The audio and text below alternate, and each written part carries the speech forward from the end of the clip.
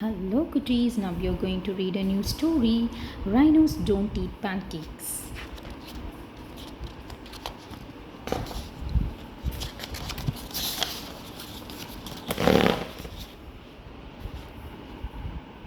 Daisy was Daisy was eating her breakfast when a big purple rhino strolled into the kitchen. That's right, a big purple rhino. It was as big as a bus and as purple as a plum. It was also a bit peckish, so it took a chomp of Daisy's pancake and went upstairs. Mom, Daisy called. There's a big. Tell you, Dad, said Mom. He'll catch it in a mug and throw it out of the window. Dad, said Daisy. There's a huge. Shh, said Dad. The spider can wait. It's not a spider, Daisy shouted. It's a big purple rhinoceros, but as usual, nobody listened. Meanwhile, the rhino made himself right at home.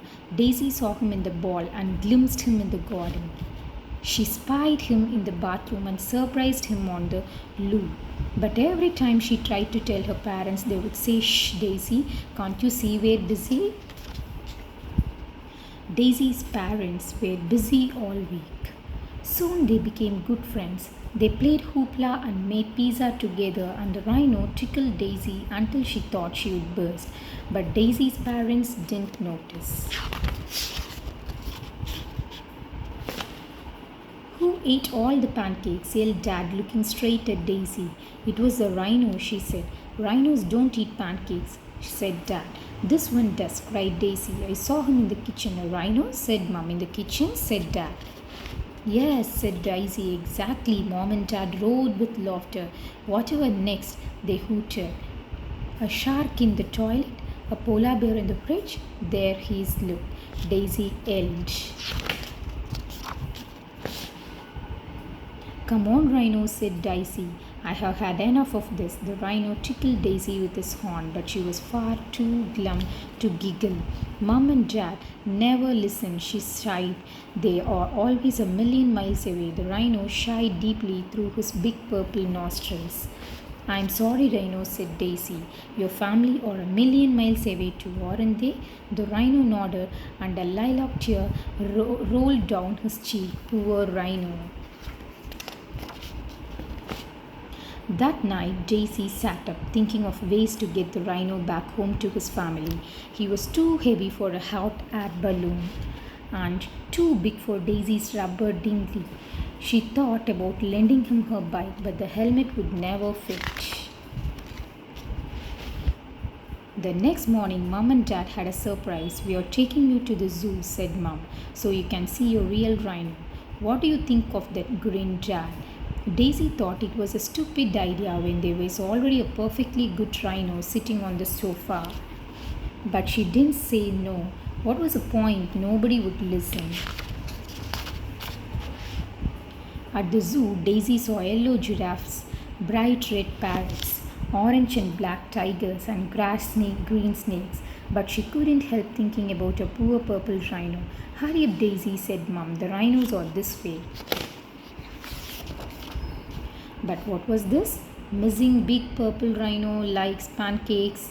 If found, please call the zoo. Cribs, gasped Mum. Well, that explains the pancakes, gasped Dad. Mum, Dad, and Daisy rushed back home, and guess what they saw when they got there? That's right, the biggest, purplest rhinoceros in town. What did I tell you? Daisy said, grinning from ear to ear.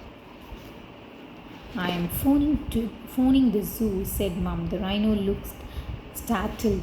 No, said Daisy, not the zoo. He needs to get back to his family. They are a million miles away. Well, we'd better get a move on, said Dad. The next flight to a million miles away leaves this afternoon.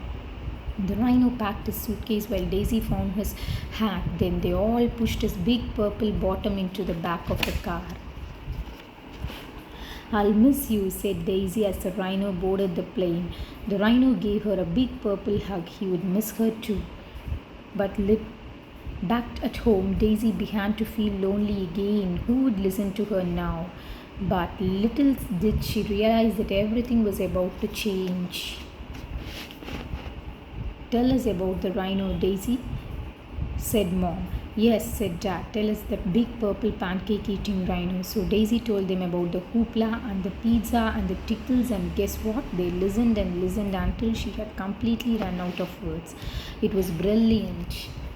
Is there anything else you'd like to tell us? Asked Mum as she tucked Daisy into the bed that night. Daisy looked out onto the landing. No, that's all for now, said Daisy, smiling. Night, night. The pink polar bear would have to wait till tomorrow. Bye bye, cuties.